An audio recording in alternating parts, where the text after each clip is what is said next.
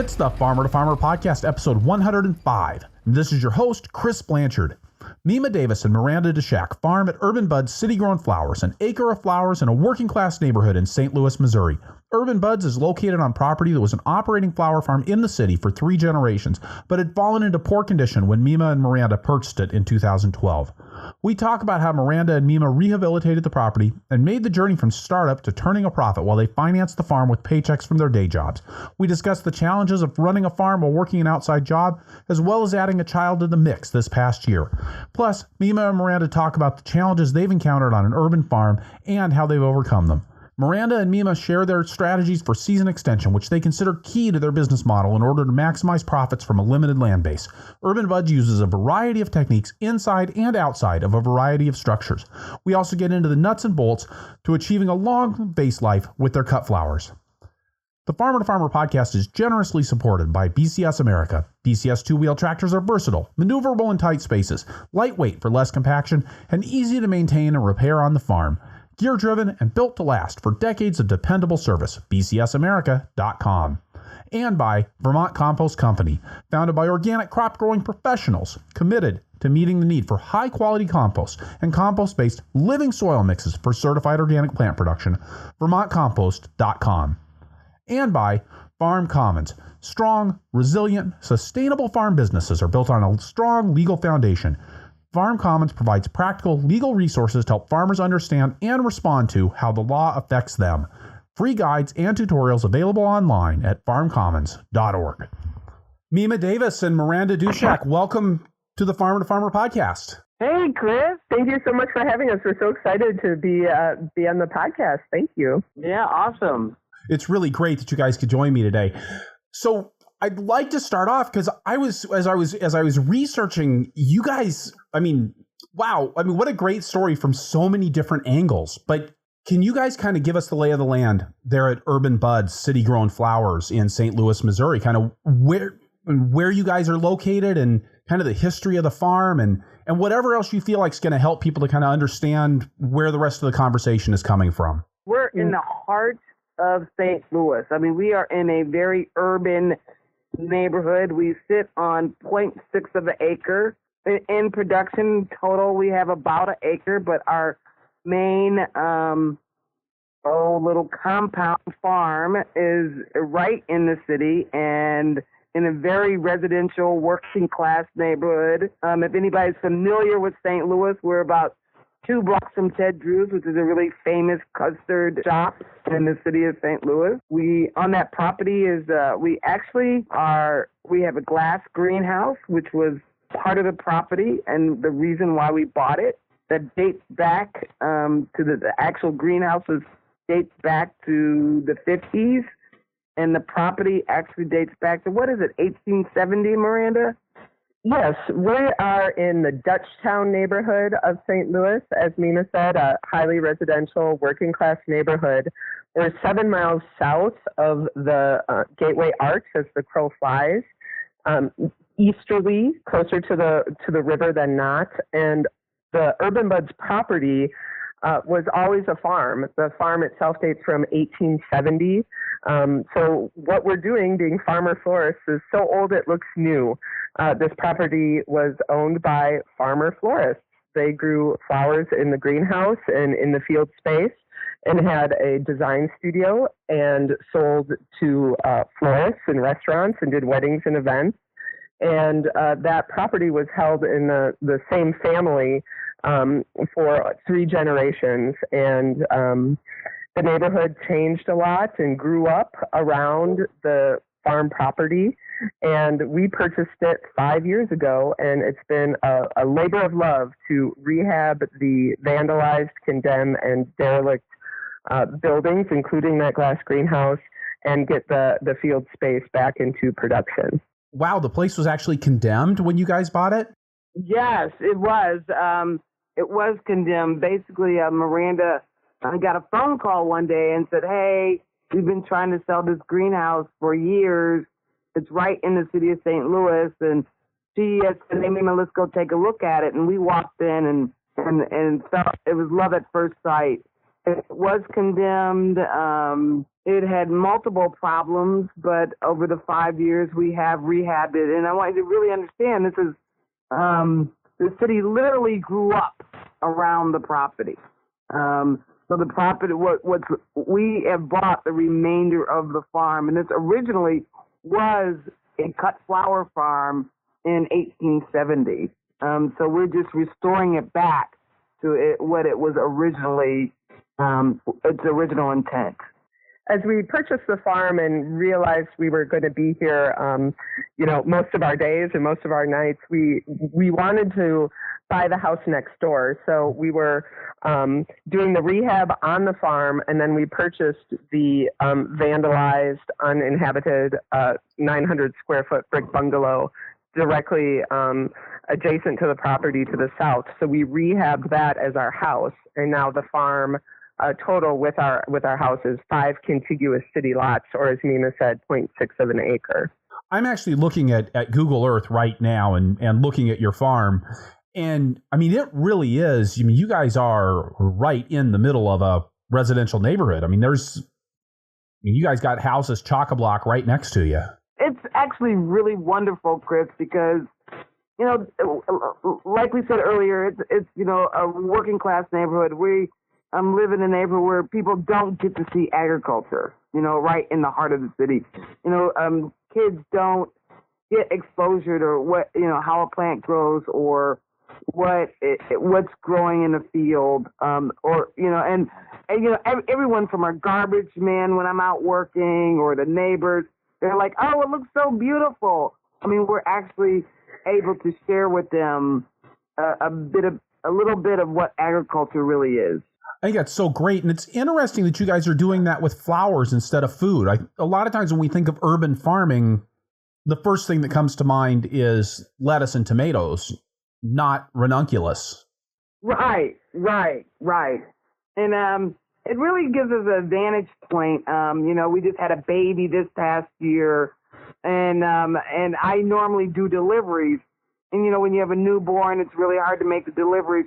And, our florist basically said, hey, we'll come get the flowers because they're so close. I mean, my longest delivery is, like 30 miles away. I mean, so everything is very compact. It's really an advantage for the urban farmer for us to be right in the city because our florists could just pick up the product. They're more willing to come get it.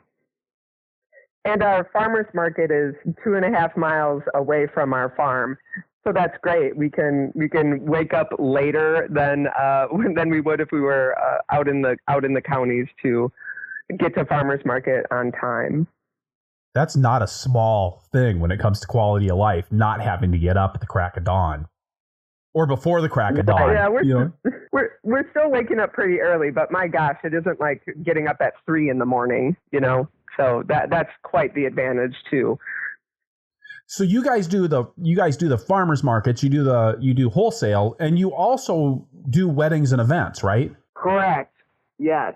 Now, Mima, you were a flower farmer for a number of years before you came and started Urban Buds with Miranda, right? That's correct. I had Wild Thing Farms, which was 2 hours outside of St. Louis, in Ashland, Missouri. Right outside of Columbia, Missouri. And, I ran a 5-acre farm there of Duschack flowers, and I would drive them into St. Louis. What made you decide to make the switch? I made the switch long before I started we started Urban Buds. I basically was running 5 acres of flowers there, but, in business as a single person, but, really running that business. And I had 4 to 5 employees. Basically, Chris, I just really, it wasn't sustainable. I was driving, twice a week into St. Louis, 3 times a week into St. Louis for the farmer's market and then my delivery route. And, by the time I finished doing that, I did it for like 5 years. It could have been vacuum cleaners I was selling. I really, really burnt out on doing it on that scale without a farming partner. So basically, when Miranda and I met, she was like, I want to farm. And I was like, wow, I want to farm too. And we found this little bit of land and thought we still own the farm out in Ashland. And we still have that farm and we haven't decided what to do with that yet. But we're really enjoying our urban farm for sure. And Miranda, what were you doing before Urban Buds got started? My background is in vegetable production. I've done some poultry. I've worked at a goat farm making cheese at Prairie Fruits Farm in Champaign, Illinois. I was involved with the Catholic worker movement and was living in intentional community with folks who we would live with formerly homeless people and do service that way. And then during the day, I would go be a farmhand on farms. So I moved to St. Louis in 2010 after leaving Dubuque, Iowa, where I was the gardener at a convent there for 3 years. And my friend said, come on down to St. Louis. You're not happy anymore. It was kind of time for me to transition to a different Catholic worker, the Catholic worker here in St. Louis. So I came down here and applied for a job at Cooperative Extension, Lincoln University Cooperative Extension. I was lucky enough to get hired in 2010 during the Great Recession. And there I met Mima Davis. And we both sort of instantly perked up when we saw each other, a really sweet friendship and then romance developed. And as Mima said, I wanted to farm. I knew my partner, whoever that was going to be a farmer. And so we just said, let's go for it. Let's try farming together. And here we are. How did you guys find the piece of property that became Urban Buds?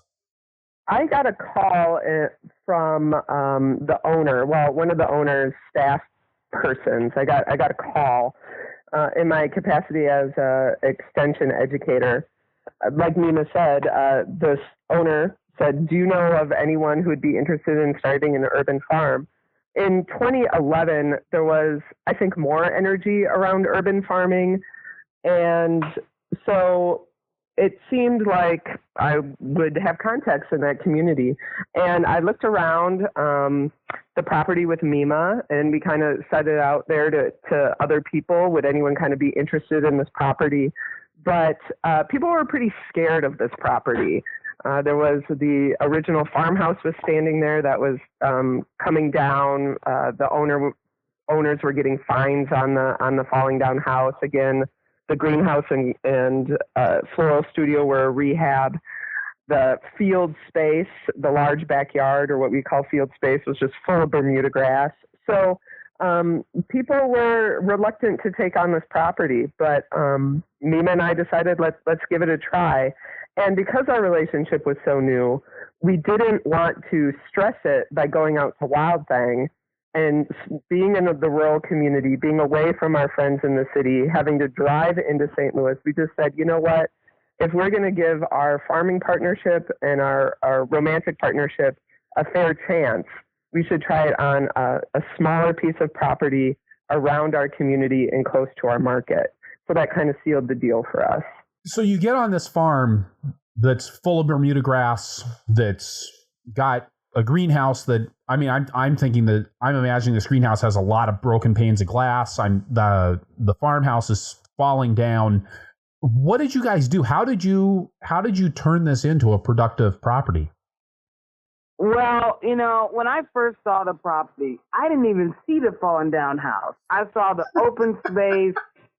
I saw, huge open space, beautiful glass greenhouse that really, Chris, it didn't have a lot of broken panes. I mean, it had a few. I don't forget, what was it, like 50 broken panes, Miranda? It wasn't, Yes. I saw it all as doable. I didn't even see that falling down house that the city was fining people for. That house wasn't a concern to me. I knew it had to come down. I didn't know how it was going to come down, but I actually was going for the glass greenhouse, the old, Lord and Burnham glass greenhouses that they just don't build anymore. and I was like, we got to save this thing. And so we took it on, and I immediately envisioned beds. We grow basically on raised beds. We just went in when we first tilled the property and did a soil test. We had 8% organic matter in the city. That was crazy. And it was just really, really wonderful to see that just come into fruition. Over the years, we've been able to eradicate the Bermuda grass a little at a time. And, bindweed is a little bit of a problem now, but, the farm has really just developed over the last 5 years to a thriving little cut flower farm. Mima Davis is a force of nature. She just looked at this property and said, let's do it. And we did. I'm a hard worker. She's a hard worker. We worked 7 days a week for 4.5 years, just trying to build this business and making it work and putting our money in. We didn't take out any loans. We just kept putting in our paychecks into the property. So we said we're going to do it, and we were going to give it 5 years and then reassess, and then another 5 years and reassess. So we're at our first 5 years, and we're moving forward for the next 5 years. The farm is a labor of love for sure. I guess in year three was when we actually, or 4, when we actually turned a profit. The business became actually self-sufficient, which is amazing for a farm business to become self-sufficient. Right. In year 4, the business paid for itself. Right. But that's without us taking out labor. We do have one employee that we have to pay labor on, but the property is supporting itself and paying for labor. And in this year, we hope to transition to bringing Mimo home and the property then paying her. One thing I would say about an advantage of our property, because it was always a cut flower farm, there was a big open area that never had a house on it. So we could actually till in the ground. In urban farming, usually you have to truck in topsoil, but we didn't do that. We took a Grillo in with the walk-behind plow and plowed it ourselves, dug out the raised beds, raked out all the Bermuda grass, and that's how we, created the field space. Right. So you were already working to a large degree with an agricultural site. Oh, right. Yes, absolutely. Oh, yes. Now, did you, and I suppose because you're working with flowers, you don't have to be as concerned with some of the soil contamination issues that you might otherwise end up with in an urban environment. Yes, that Correct. Is true. Yeah. That is true. Because especially when I look at something like a glass greenhouse and I think about the nursery industry or even a conventional cut flower business, that can be a pretty heavy pesticide load. Have you guys had any challenges with that? It was a pretty heavy duty pesticide load. We didn't have to, we're way over we're trying to bring it back into balance right now. We're using, because it was way over the top with potassium and some other things, and we're trying to bring it back now. We're using Kinsey, the Albrecht method, and trying to, do the soil balance, especially in the glass greenhouse right now, and bringing that soil back into balance. The outdoor field space is really, really good space. Like I said, at 8% organic matter when we first tilled. The greenhouse space, we are, trying to improve that soil. And are you actually growing in the ground in the greenhouse? Yes, we grow in the ground in the greenhouse. We have the field space. We put up a low-cost hoop house made out of PVC, and then we put up a high tunnel. So we have a 30 by 60 high tunnel with 8-foot sidewalls and a ridge vent. So we have multiple growing zones. And in those areas, there are issues with aphids, whiteflies, kind of just normal stuff. And we treat that using organic sprays. Are you guys certified organic? No. We are not. Is there something that keeps you from doing that, or is that just a marketing decision that you guys just don't need it? Yeah, we just don't need it. Our floors, everybody that we sell to knows that we are, definitely use sustainable practices. And for our marketplace, we just, between the paperwork and, all the hoops that we had to jump through, it just didn't work out. The numbers didn't crunch out for us for that to be a real advantage for us in flowers. And when we survey our customers, whether they're our florist customers, our bridal customers, or our farmers market customers, the first reason that they say they purchase our product is because it's fresh. The second reason is because it lasts a long time. And when we ask them about, is it important to you that it's organic, that doesn't really come up with them. I mean, they like to know how we're farming. We have open houses so people can come and see. They know that we have kids, we have our baby around the flowers, we're around our flowers, our animals are around the flowers. So they know, but being certified organic has not, no one has ever asked us if we're certified organic or really indicated that would affect their purchasing of our product.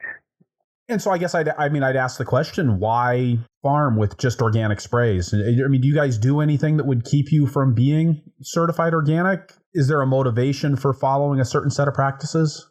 Well, when you then accept the, certified organic, it limits your seed sourcing. It limits, we just found it limiting. I know that there's certain seeds that you can only buy. Then you have to do further searches to find that organic seed product. And, when I see a product, I want to buy, flower seed, bulb, or form, I want to buy it. I just want to take it. I want to grow it. And I don't want to have to search around. There's some things you can't even get.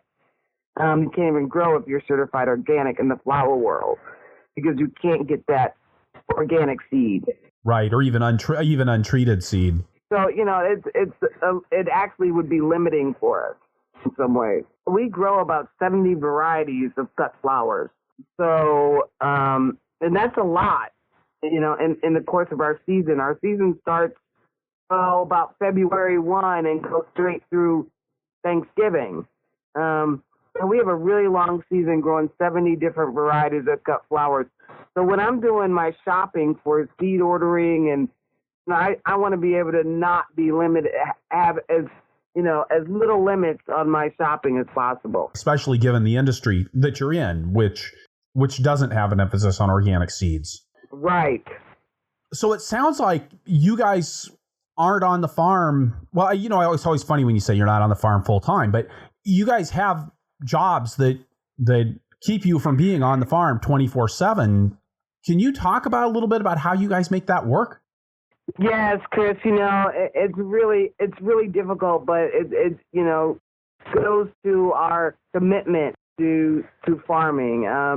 My day usually starts early in the morning, about 5 o'clock. I might go over to the farm, do some things before I go to work, and then I come home from work and I go right back to the farm.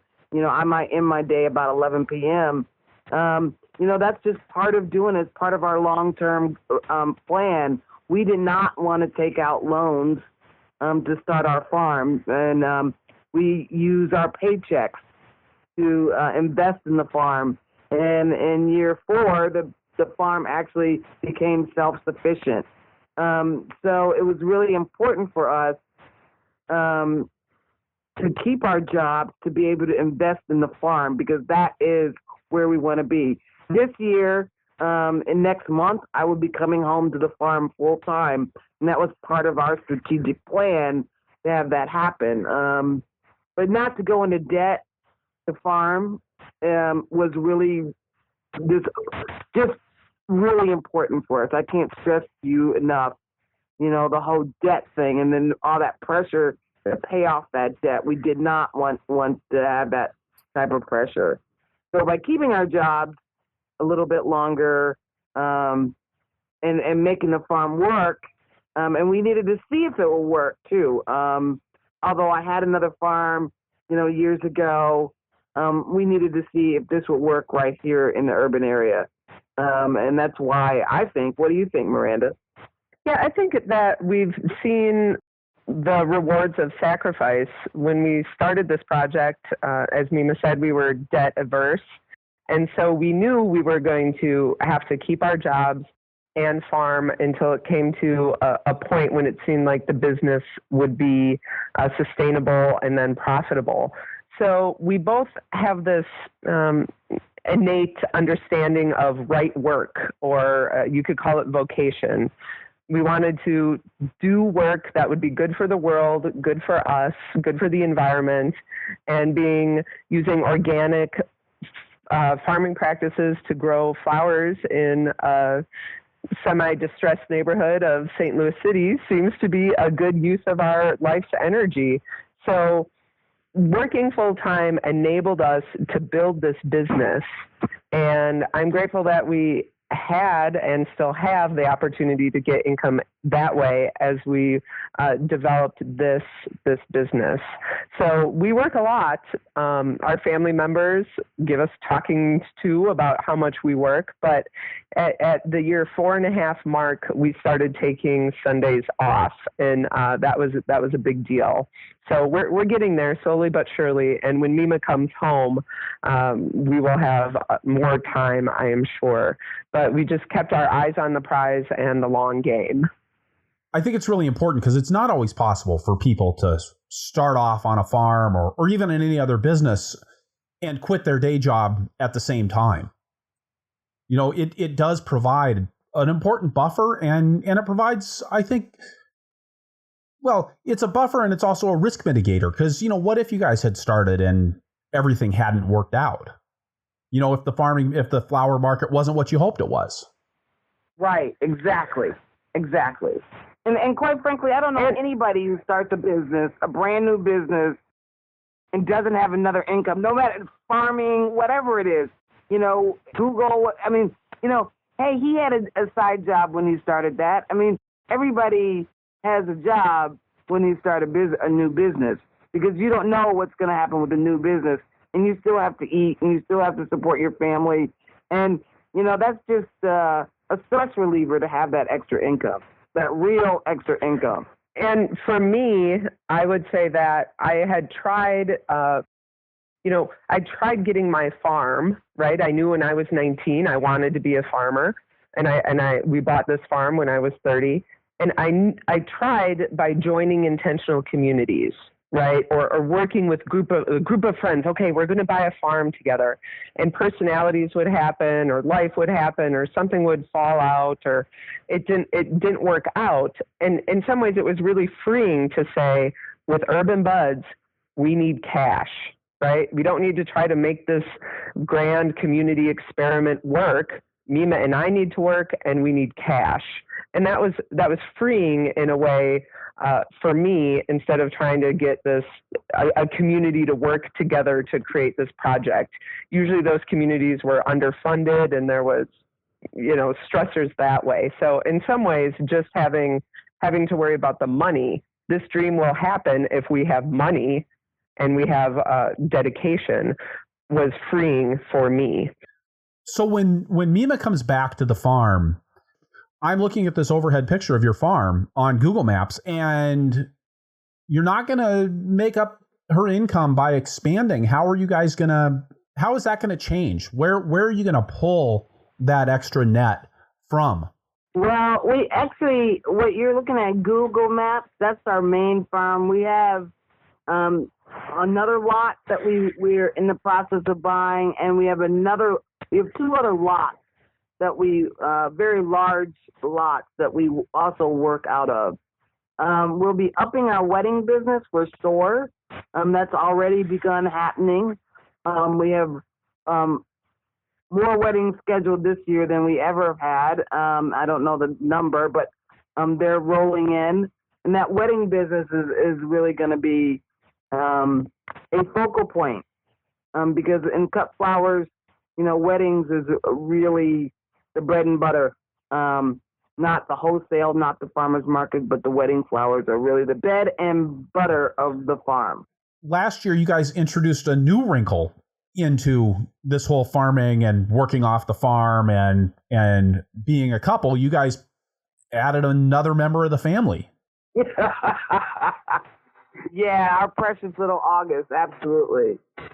We did. We had a baby, a little baby boy. He'll be 6 months old next week. And that has definitely added a challenge. I'm going to, be straight up with you. Listen, when you're up all night with the baby, you move a lot slower on the farm for sure. The next day. But we wouldn't change a thing. I mean, it's really added to our lives. It's really added a new dimension to why we even want to farm. Why I want to be home on the farm, because I want to be able to be there with him and watch him grow. I don't have to, right now when I'm working my full-time job, I leave just as he's waking up and I come home just as he's falling asleep. And quite frankly, that's the same quality of life my dad gave me. He was gone, all day, and then it was when he came home, I was headed to bed. That's not the life I want to have with my son. I want us to have a full life where we're actually experiencing things together on a daily basis. And that's driving me home to the farm even harder and faster. And in my position, I work from home, so I'm with August quite a bit, and I'm available to the farm somewhat, much less now that I have a 6-month-old son. But I can be with him, and we do have a babysitter come in to help and things like that. But yeah, it started to be to the point of, why are we working so hard? Why are we working just so hard all the time? What's kind of the end goal here? And of course, initially that end goal was so we can be together farming. And then it felt like, man, I knew I wanted to have a child and Mimo wanted to have a child. And so it just seemed like we're kind of doing it for him as well. Maybe this will be something he wants to do. Who knows? But it just felt like it was time to make this project even more meaningful by having a son. And neither of us were getting any younger, so we just kind of took the leap and went for it, and he's been the joy of our lives. I couldn't agree more. I mean, he's been completely the joy of our life. I mean, it's just, he really, I feel like he adds to our farming, our desire to farm, and, just to give him that exposure and that type of experience and to be with him is just really, really important to me. So you guys do a lot of work with providing flowers for weddings. And one of the things I found really that struck me on your website was a statement that you guys have that in June of 2014, that you guys were actually one of the first 4 same-sex couples who successfully challenged Missouri's gay marriage ban. And I have a couple of questions about that. I mean, one, how in the world, working full-time, having a farm on this, did you guys find time to engage in that kind of activism? I want to ask that question. Then I also want to put this one out there, is like, what kind of an effect has that had on your business?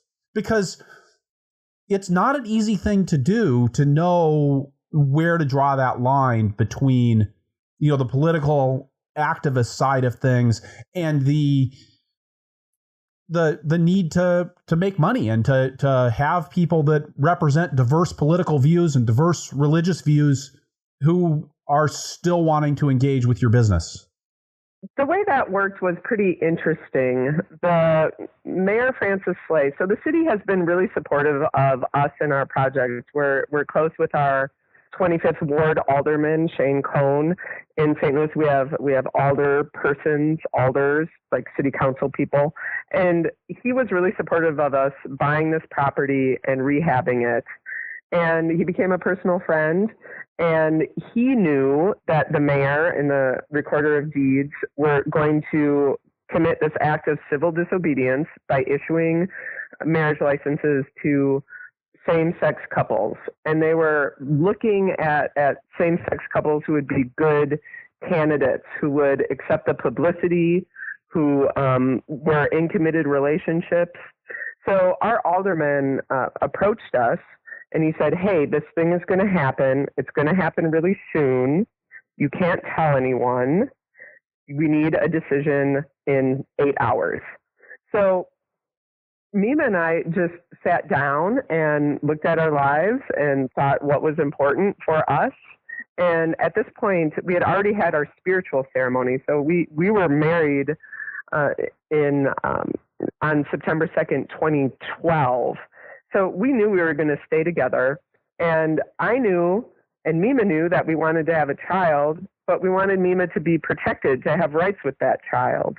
So we talked it over and we contacted our attorney, and we contacted the attorneys that the city provided us names and numbers for. And we thought about our plan, everything from, if we are threatened, here's the number for the FBI and call them, or this is how you handle the media, this is how you handle your family.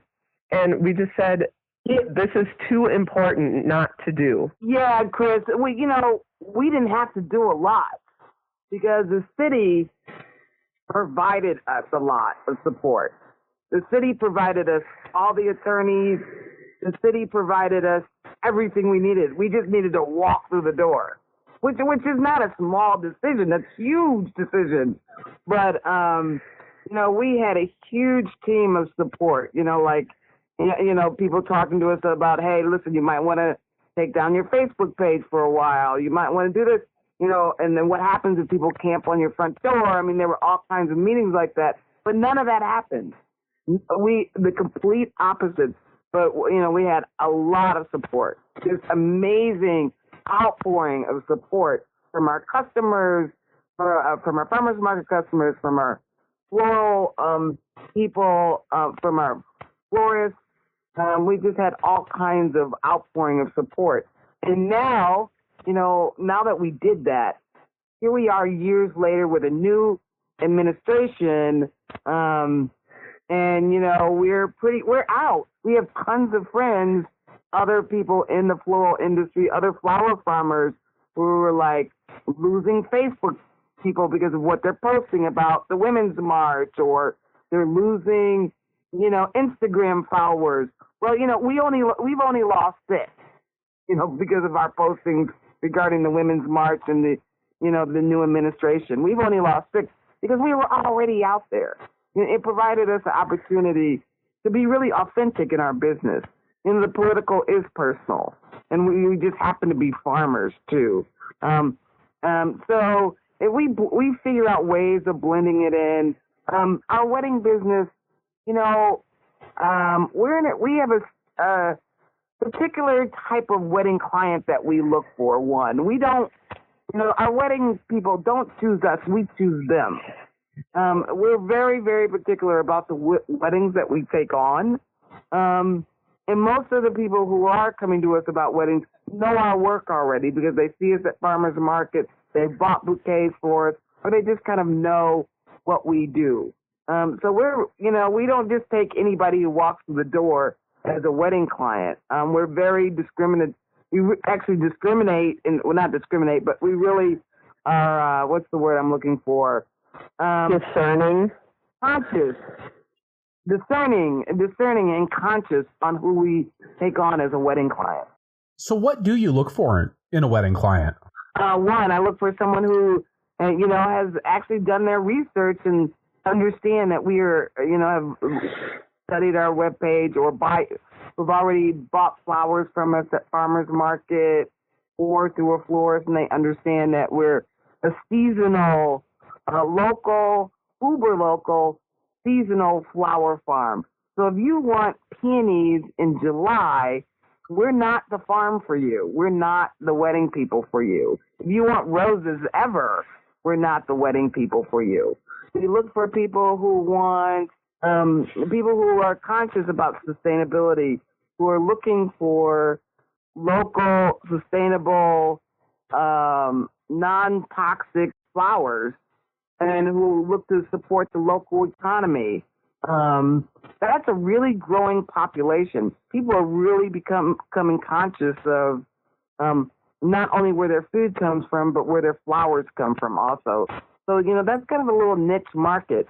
We also work with people and their color palette. If you come to me and say, well, I want hydrangeas and this and that, we'll give you a beautiful wedding experience.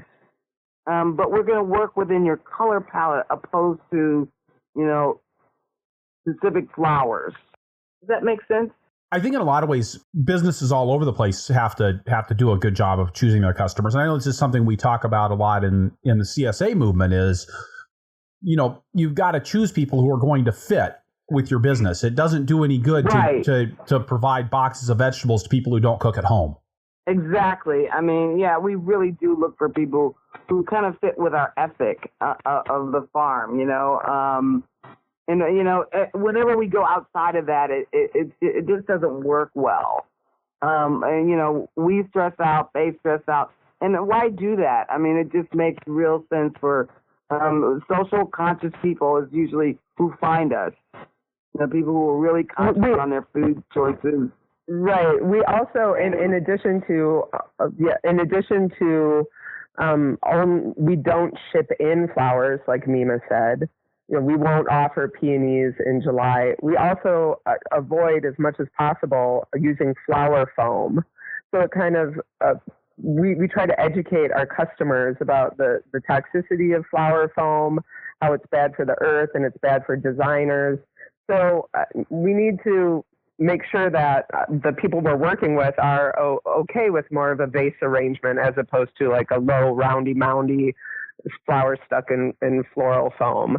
So we have to we kind of weed out, or the conversation process is maybe a little too long with our potential couples we work with. But as Mima said, in the end, it's really worth it to figure out who's going to be a good fit with us. Have you guys found a niche with same-sex couples because of your orientation and because of being out in that community? I don't think so. I mean, as crazy as it sounds, we haven't really marketed it to things. We haven't really done that. I think we've done maybe 2 gay weddings. We haven't really marketed it, Chris. It's just, we're just kind of open. It's not a marketing strategy of ours.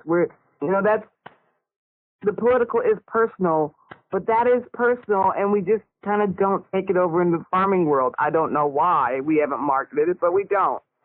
We don't. The reason is, Mima, because we're both so busy all the time. I think,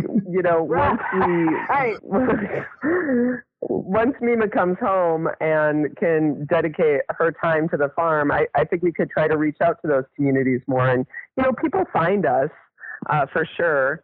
We have a pretty okay Instagram following, and we have a pretty okay Facebook following. And we find people who are, maybe living on the coast and do internet searches about florists in St. Louis, and they kind of find us. They're going to be married in St. Louis. And then we also have folks who are at farmers market. But, I thought we would sort of just sort of organically have more of the same-sex couples kind of find us. But, I think it all kind of takes advertising. And Chris said is one thing we have not done is advertise. And it doesn't sound like it's been a need for you to date. We need to focus on it. We do need to focus on it. It hasn't really been a need, but we do need to focus on it. And once I'm home on the farm full time, that will be one of my goals, is how to promote the business more. People seem to find us, and we are doing okay, definitely. But we could always, up that game.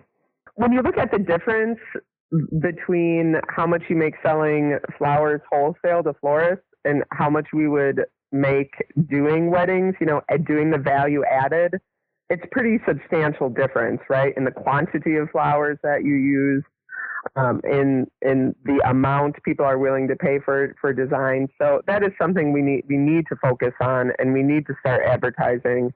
And that's our goal as we move forward. We will be doing a bridal show the end of February here in St. Louis. That'll be our first bridal show.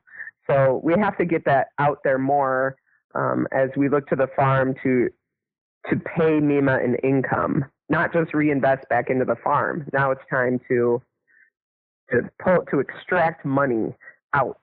Great. I think that's a nice spot for us to stop, take a break, get a word from a couple of sponsors, and then we'll be right back with Mima Davis and Miranda Duschak from Urban Buds City Grown Flowers in St. Louis, Missouri. The Farmer to Farmer podcast is made possible through the perennial support of BCS America. A BCS two-wheel tractor is the only power equipment a market gardener will need, with PTO-driven attachments like the rototiller, flail mower, power harrow, rotary plow, snow thrower, log splitter, and more. You name it, and you could probably run it with a versatile BCS two-wheel tractor. The first time I used a rototiller way back in 1991, seems like a long time ago, it was mounted to a BCS two-wheel tractor, and it spoiled me for life. When you get behind a BCS, you can tell that it's built to the same commercial standards as four-wheel farm tractors, and it has many of the same features. I've used other tillers and mowers, and I've spent most of the time when I was using them thinking about how much easier it would be with the BCS. Check out bcsamerica.com to see the full lineup of tractors and attachments, plus videos of BCS in action.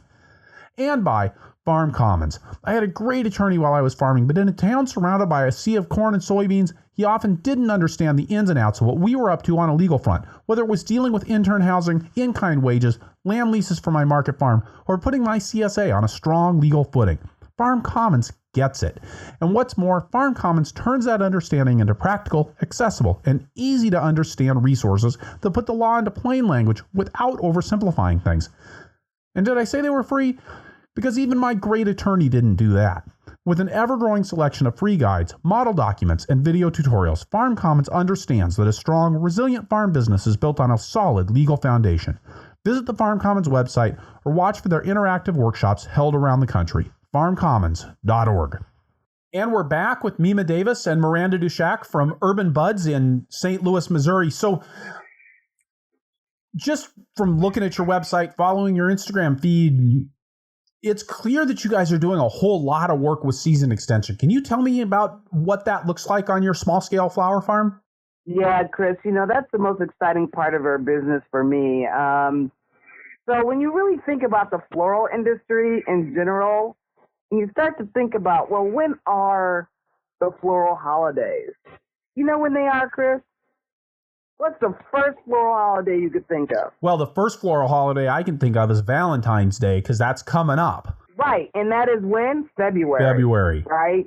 And I know what February looks like here in Wisconsin. Right. In most of the country, you know what it looks like, too. So, in Missouri, for me, it is vitally important as a flower farmer for me, okay, to be in that marketplace. So February is if you just go down that list, Chris, February is Valentine's.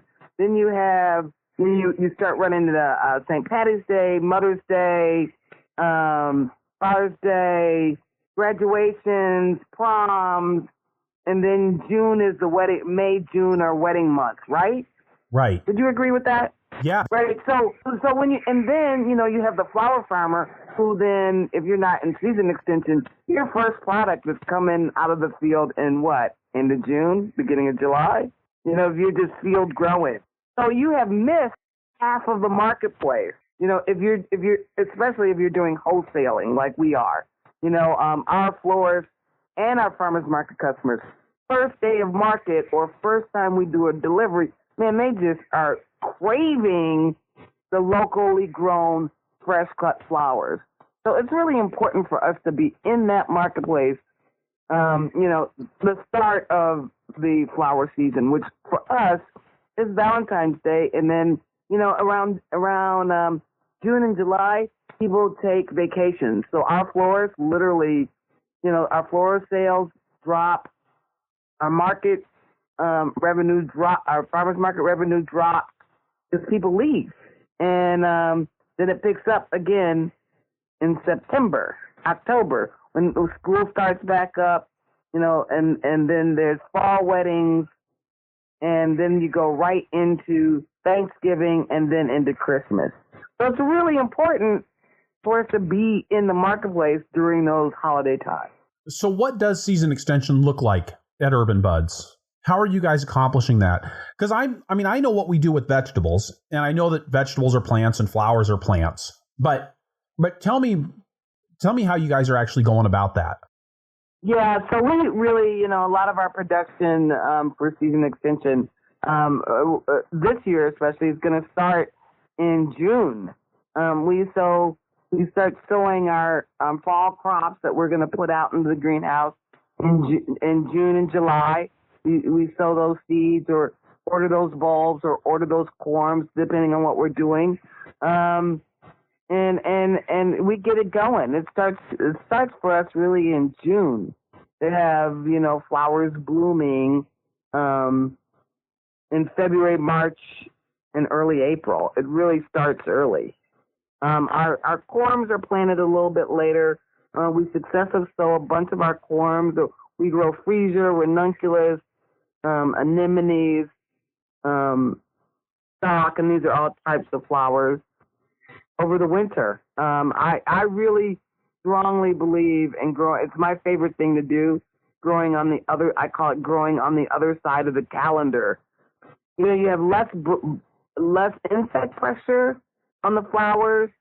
You have less, the heat is obviously not around. And there's nothing like being in a greenhouse when it's, 30 degrees out, it's 70 in the greenhouse, right? So it's just a wonderful place to be in the middle of winter. Wintertime growing is my absolute favorite time of year to grow flowers. Now, when you talk about wintertime growing in the greenhouse, are you actually harvesting flowers in the wintertime, or is this really growing the plants so that as the spring heats up and the days get longer, you're starting to get flowers at that point? Right. So in February, this year, we got a grant that we will be implementing for next year. We haven't started it yet, but right now we're growing flowers in the fall to grow early, to cut on for early spring, right? So right now, for Valentine's Day, I could see our anemones are starting to bud up. We have ranunculus a few ranunculus that we're already starting to cut on. But we actually want to be cutting flowers December through March, that time period. Are you following what I'm saying? Yep. So cutting in the winter is with minimally heated greenhouse. So we collaborated with two other farms in the state of Missouri, two other farmers, and we went in on a 3-person grant. We're all in different parts of the state of Missouri, and we're doing a minimally heated experiment with actually growing flowers in the winter.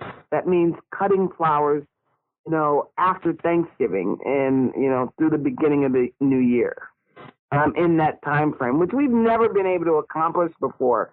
The earliest we've been able to cut are our anemones, which are in our ranunculus, which are starting to bloom now. But we really want to be able to cut December through February 1. That's a real time period that we want to cut. If I could cut then, really, it would be better for my marketplace.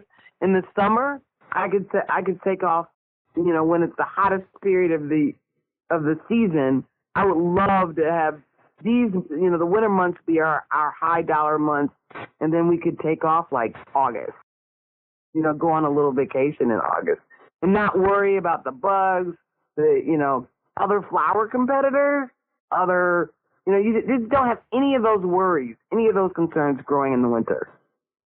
And I think one of the interesting things about a lot of the flowers is that they're plants that you harvest over a period of time. It's not like a head of lettuce that you put in and take the whole thing out, right? You're actually cutting individual stems. So taking a break from the flower production doesn't necessarily mean having to start all over again. Right. So tell me about what you guys are doing at a practical level with the season extension from, on nuts and bolts. How are you guys actually accomplishing that? We have various technologies that we've put in place at the farm.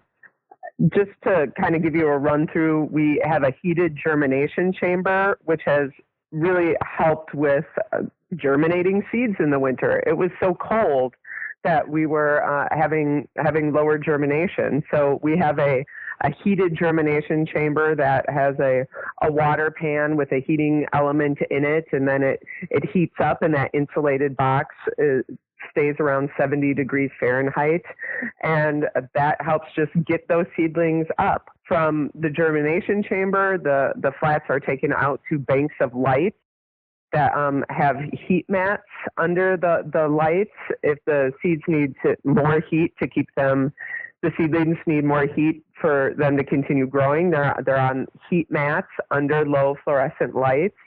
From there, we can take them out to the propagation glass greenhouse. So we have the larger glass greenhouse, Lord and Burnham glass greenhouse, where we grow in the ground. But we have one adjoining to it. That's our propagation house. So after they grow some and they're doing well, they come out of those banks of lights just onto tables in the glass greenhouse.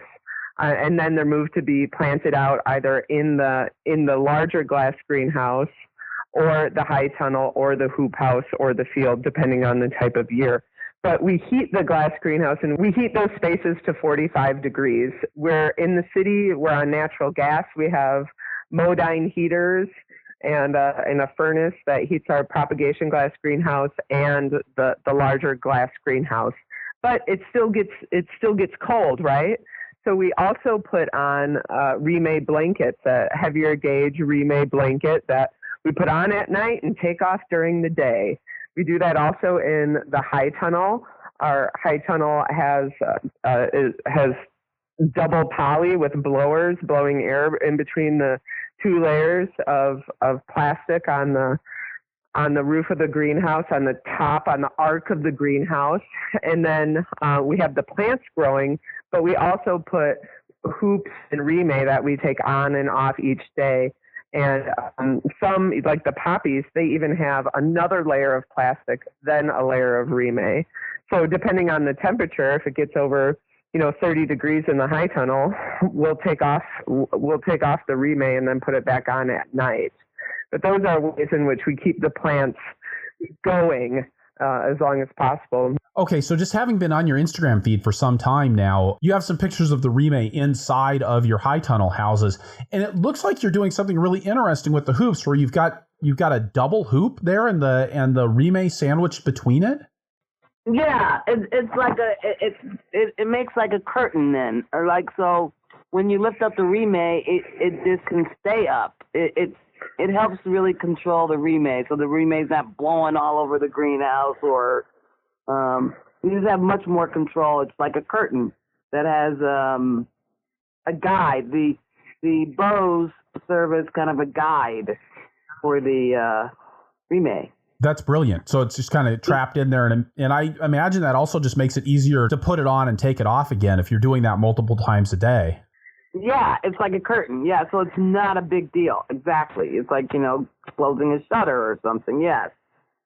Because it's kind of on a track. We make it like a little track for it. I love that. It's really slick. I'd never seen that before, so I really like that. How cold does it get in St. Louis in the wintertime? Well, St. Louis, we're in zone 6B, 7A, 7A, 6B, but it can get down to zero here. Rarely it will get into the negatives, but sometimes, most of the time, we're around the 30s, above freezing at night, kind of in the 40s during the day. That's what this winter has been like, although there have been some cold snaps where we've been in the 10s during the day. So, but generally St. Louis is pretty hot in the summer, but it still gets cold in the winter too. Now, when we're talking about season extension, what do you do about the heat in the summertime? On our high tunnel, we have 8-foot sidewalls, and we also have a ridge vent on our high tunnel. So, that really can move air in and out of there pretty quickly. And, hopefully as we've got some wind flow cooling down some of that air on the crops. In the glass greenhouse, that is we really plant heat tolerant. Because it could get to, 120, 140 in that glass greenhouse. We use a shade cloth, fans, and we plant heat-tolerant greens tend to work really well. Greens like this year I plan on geranium is in there. Rosemary will be in there this year. Greens that can really take a lot of heat to go in the glass. We've also been experimenting with planting in white plastic so that the cool season crops will stay cooler longer instead of being planted into black plastic. Most of the field crops are planted into black landscape fabric, but for the high tunnel and the greenhouse, we're trying white plastic to have that to try to keep everything cooler. We'll see how it goes. And with the 70 different types of flowers that you're growing, how many of those are perennials versus annuals? Because we're on 0.6 of an acre, we don't grow a lot of perennial because they take so long to come on, and then they're usually like one cut and you're done. Peony season has a 2-week period, and then it sits there for the rest of the year. We can't afford to use that kind of land space to commit to that. So we're doing mostly annuals we do a few perennials, but they're really on the borders of the property and not really that much. And you mentioned that you're using a lot of landscape fabric for season extension. That obviously has some weed control effects as well. I'm thinking that you guys probably aren't doing a lot with cover crops. We use cover crops. We do use cover crops, actually. We do use landscape fabric for weed protection for sure. I mean, remember, we have full-time jobs and we want to do other things on the farm other than weed. So we do use quite a bit of landscape fabric. But the cover crops, we do a lot of annuals. So I'm always trying to keep the beds full, right? But I do take beds out in between crops. I do use buckwheat. We did, over the winter, we used tiller radishes. I want to use some mustards with some tiller radishes as well. But buckwheat and tiller radishes and mustards are about it, Chris, because I really worry. We don't have a lot of big equipment here. You couldn't even get big equipment onto our farm. So, I really don't want to create a problem of having a cover crop that I can't get rid of. So one of the things that you guys feature on your website is a claim that you got the highest quality flowers in the St. Louis area. How are you guys accomplishing? I mean, obviously freshness is an important part of that, but what else are you doing to ensure that you have the highest quality flowers available? The process of keeping our flowers fresh is really important. We guarantee pretty much on most every flower, except for some varieties, a 7-day vase life. And with other flowers, it lasts even longer. And the way we do that is by harvesting them at the correct stage. A sunflower should not be blown open. Ranunculus or a peony should still be in bud, but feel soft and squishy like a marshmallow. So we really know the crop and know when to cut it, how many florets are open, things like that. We make sure we have sharp, clean tools. We have water that is put into clean buckets. We spend a lot of time washing buckets, or I don't know, a lot of time, but it's really important that our buckets get washed and are clean. And then we use floral preservative, depending on what type of flower needs which sort of floral preservative. We use that.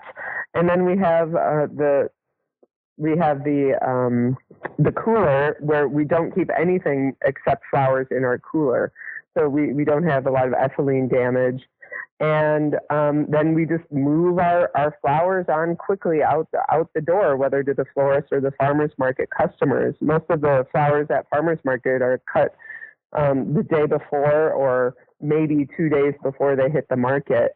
And at the market, we educate our customers about how to take care of their flowers, recutting the stems. They leave with their flowers wrapped in a moist paper towel in a baggie, and they're given a packet of floral food and are encouraged to use it. So we kind of just keep that whole harvest chain starting with clean tools, clean buckets, clean water, harvesting at the correct time is very key, and then keeping them in the cooler and moving them out the door is the way we do that.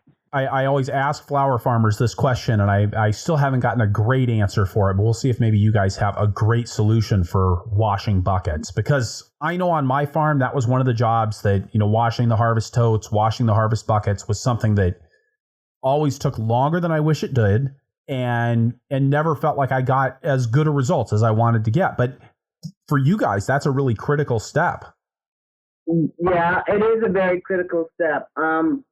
Everyone on the farm washes buckets. There's not a bucket washer because that would just be a horrible job. But everyone on the farm washes buckets. And they've got to be clean. I say the buckets should be as clean as your drinking glass. So I should be able to walk in and pick up a bucket and drink out of it. I've never done that, but, I should be able to. That's the idea. What's your method for getting your buckets clean? Are you guys just using a scrub brush and a sink full of water? Or yeah. Okay. Yep. Soapy water and rinsing. But my dream, Chris, is the bucket washer. There's a cut flower farmer, Janet Foss, out in Chehalis, Washington. We visited her farm this past spring, and she had a mechanized bucket washer, with the big brush that rotates and has soap and water squirting out of the end of a hose while the big brush is turning. So Mima put that on my birthday list. That'd be great. Now, Miranda, before we turn to our lightning round, I did want to ask you, I know you're a 4th generation beekeeper. One of the things that I was curious about, you guys talk about how the honey comes from the farm, and I actually saw a quote from food critic Jane Stern of The Splendid Table that said this is the best honey that she's ever tasted. So I'm curious, because on a flower farm, most of what you harvest is cut before the buds open. Where are your bees getting their honey? In a perfect world, they would be cut before the buds are open. No, I mean, some flowers do, of course, open, and the bees are on the flowers, and beekeepers tend to have heavier harvests. Urban beekeepers have heavier harvests than rural beekeepers because of the different type of blooming flora around in the city. But our bees are on our flowers. They're on our cover crop. We let the buckwheat flower so the bees can collect nectar and pollen from them.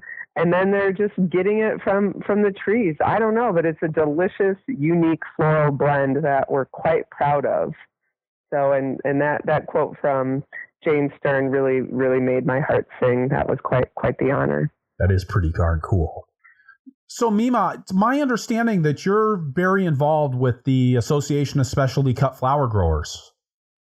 Yes, I'm the regional director for the Midwest region here. I've been part of that association for many, many years now. And it's just a network of cut flower farmers who, have a national conference every other year and have regional meetings every year.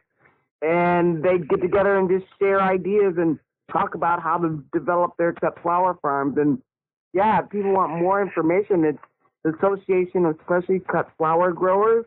And it's a wonderful, it's the best organization I've ever been a part of in terms of actually farmers sharing information. It's just really great.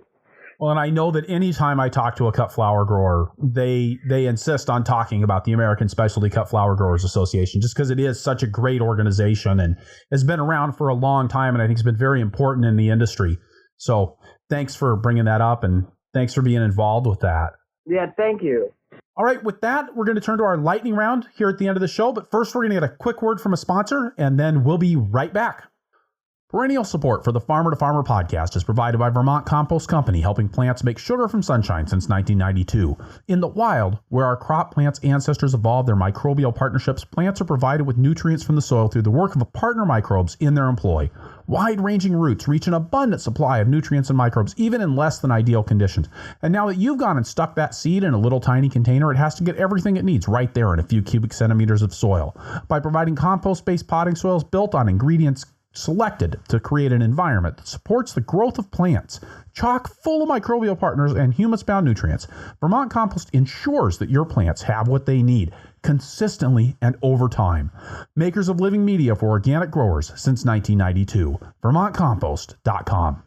And we're back with the lightning round. So I'm gonna, now we got both of you on the show here, so I'm gonna take some turns here. But Mimo, what's your favorite tool on the farm? Broad fork. Really, is that something that you guys are using all over the farm every year? Yes, we use it, frequently. I was going to say broad fork too. Babe, we're so connected. I like that. That's so cute. I hope you guys have different answers though for what's your favorite crop to grow. Mine would be ranunculus. I have several favorites. Chris, I always tell people my favorite crop is the one that I'm making the most money on at the time that they ask.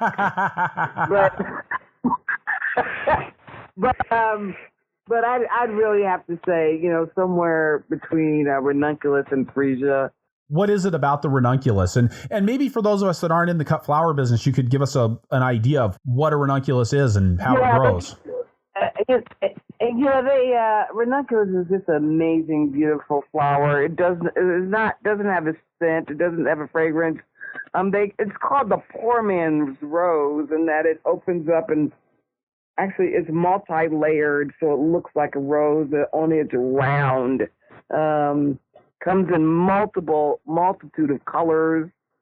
It grows about 18 inches tall, and it's one of the first flowers that bloom in the spring. And when I say spring, my spring is kind of warped, but for me, spring is like February, March. It's kind of one of the first flowers that really bloom, and I know the season is getting started.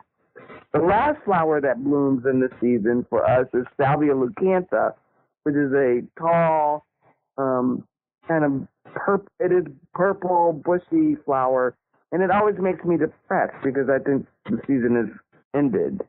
So ranunculus is really special because I know that we're about to, the flowers are going to be coming on full force any minute, and that just makes my heart sing. How about you, Miranda? I love Lysianthus. It's long lasting. It hits right in the hot heat of summer when you're just tired and sweating and scratching mosquito bites. Then Lysianthus comes.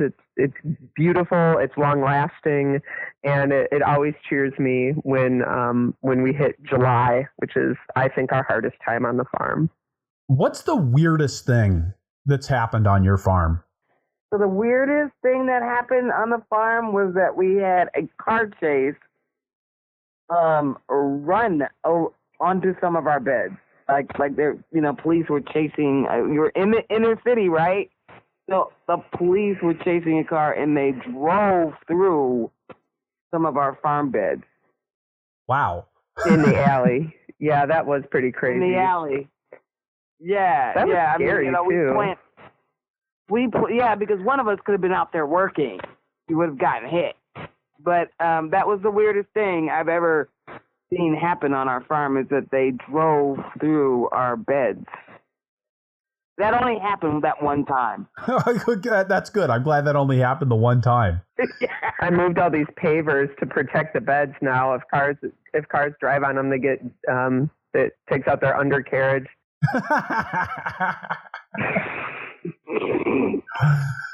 Nice.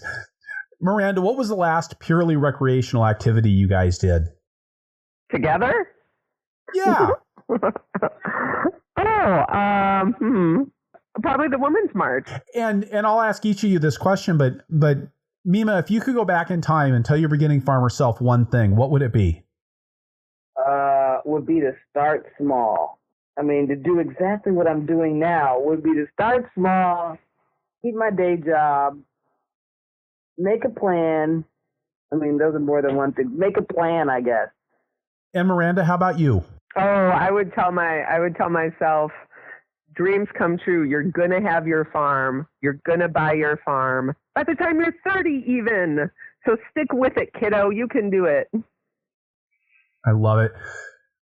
Mima Davis and Miranda Duschak, thank you so much for being on the Farmer to Farmer podcast today. We really enjoyed it. Yeah, we listened to your show, and just really, really love it. Thanks for all you're doing out there, Chris. It's so important what you're doing for small farmers. So thank you, and thank you for having us. All right, so wrapping things up here, I'll say again that this is episode 105 of the Farmer to Farmer podcast. You can find the notes for this show at farmertofarmerpodcast.com by looking on the episodes page or just searching for Urban Buds. That's URBANBUDS. The transcript for this episode is brought to you by Earth Tools, offering the most complete selection of walk-behind farming equipment and high-quality garden tools in North America. And by Growing for Market, where you can get 20% off your subscription with the code PODCAST at checkout. You can get the show notes for every Farmer to Farmer podcast in your inbox by signing up for my email newsletter at farmertofarmerpodcast.com. Also, please head on over to iTunes, leave us a review if you enjoy the show, talk to us in the show notes, or tell your friends on Facebook. We're at Purple Pitchfork on Facebook. And hey, when you talk to our sponsors, please let them know how much you appreciate their support of a resource that you value. You can support the show directly by going to farmertofarmerpodcast.com/donate. I'm working to make the best farming podcast in the world. You can help. Finally, please let me know who you would like to hear from on the show through the suggestions form at farmertofarmerpodcast.com, and I'll do my best to get them on the show. Thank you for listening. Be safe out there and keep the tractor running.